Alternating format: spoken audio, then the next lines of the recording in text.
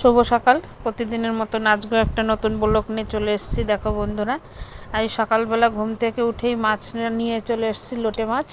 তো লোটে মাছের দেখো মশলাও বেটে নিয়ে নিয়েছি। লোটে মাছের তরকারি রান্না করব না, ঝুরঝুরে বানাবো। আর এদিক দিয়ে দেখো মাছটা সকালের জন্য রান্না করার জন্য করেছি। আবার এদিক দিয়ে ভোলা মাছও রেখেছি, একটু বেলাতে ভোলা মাছ এসছে। ভোলা মাছ রান্না করব বলে ভোলা মাছের ঝাল করব, তার জন্য ভোলা মাছটাও বের করে নিয়েছি যে কাটবো।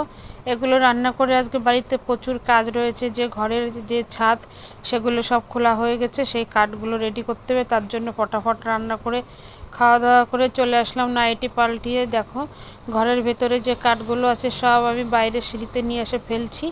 আর আমাদের বাড়ির লোক সে ওখান থেকে টেনে টেনে নিয়ে রাস্তায় ভ্যান ভরে দিচ্ছে। আজকে কাঠগুলো তার বাড়িতে পাঠানো হবে, যার কাছ থেকে আমরা কাঠ নিয়েছিলাম। তখন এদিক দিয়ে ভ্যানও লোড হচ্ছে, আর এদিক দিয়ে আমি ঘর থেকে নিয়ে এসে সব দিচ্ছি। কেন বলতো বন্ধুরা, কারণ উঠোনে ভীষণ কাদা, আমি নিচে নামতে পারবো না।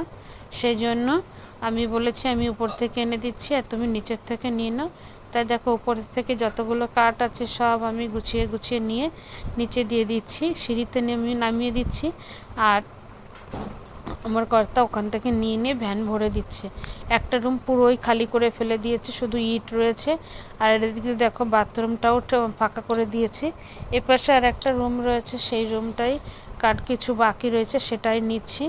আর এখন রুম থেকে বাইরে বের করে নিয়েছি, কেননা রুমের ওখানে অন্ধকার টাইপের। তো দেখো বন্ধুরা বাঁশ ফাঁস সব রয়েছে, ওগুলো এখনও নিয়ে পারিনি, তো নেব। আজকে নেওয়া হলে কমপ্লিট হবে বড় জিনিসগুলো।